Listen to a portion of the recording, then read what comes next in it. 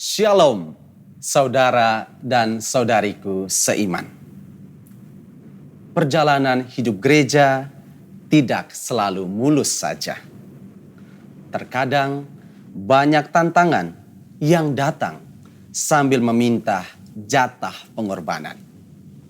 Bukan hanya tenaga atau waktu yang mesti diberi, tetapi bahkan nyawa pun dituntut untuk diserahkan bagai upeti.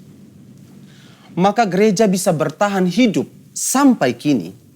Salah satu alasannya adalah karena turut disirami pula oleh darah kemartiran. Banyak pengikut Yesus yang berani menjemput kematian untuk menunjukkan kesetiaan dan ketegasannya memilih Allah sebagai pokok imannya saat dipaksa mendua hati kepada yang bukan Allah. Mereka tahu bahwa Allah sajalah kebenaran sejati, sehingga mereka harus memberi segala yang terbaik bagi Allah, termasuk nyawanya sendiri. Saudara dan saudariku seiman, salah satu dari antara para martir kudus Gereja Katolik adalah Santo Justinus. Pada hari ini kita memperingati keteladanan hidupnya. Ia berani mempertahankan imannya akan Allah di hadapan Rusticus, penguasa Roma. Betapapun secara terang-terangan ia telah diancam akan disiksa dan dipenggal kepalanya. Ia berujar kepada para penganiayanya, tak seorang pun yang waras akan menukarkan kebenaran dengan kepalsuan. Manakala ia diminta menyangkali Allah dan memberi kurban kepada dewa-dewa. Bagi Santo Justinus, iman akan Allah tidak bisa dipertukarkan dengan apapun. Penyembahan hanya diberikan kepada Allah dan bukan kepada dewa-dewa. Allah dan bukan Allah tidak bisa disetarakan. Semuanya memiliki pemisahan yang tegas karena hakikatnya memang berbeda.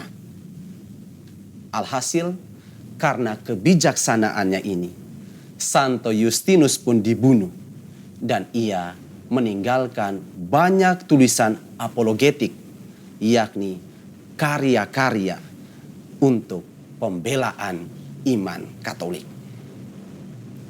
Keutamaan hidup yang dimiliki oleh Santo Justinus ini tentu saja ia teladani dari Yesus sendiri, Allah yang diimaninya. Seperti dikisahkan dalam perikop Injil hari ini dari Injil Markus bab 12 ayat 13 sampai 17, di hadapan orang Farisi dan kaum Herodian, Yesus menunjukkan keberanian, ketegasan, dan kebijaksanaannya untuk menjawabi pertanyaan tentang kewajiban membayar pajak kepada Kaisar. Pengajuan pertanyaan itu memang merupakan bagian dari siasat licik untuk mencari kesalahan Yesus agar bisa menjatuhkan kewibawaannya dan kelak menjadi dakwaan utama untuk menyeretnya ke pengadilan. Maka Yesus yang sungguh paham akan kemunafikan orang-orang tersebut menjawab dengan sangat bijak. Berikanlah kepada Kaisar apa yang menjadi hak Kaisar, dan kepada Allah apa yang menjadi hak Allah. Jawaban Yesus ini memberi suatu pembedaan yang tegas bahwa Kaisar dan Allah tidak bisa disamakan begitu saja. Model kekuasaan mereka berbeda.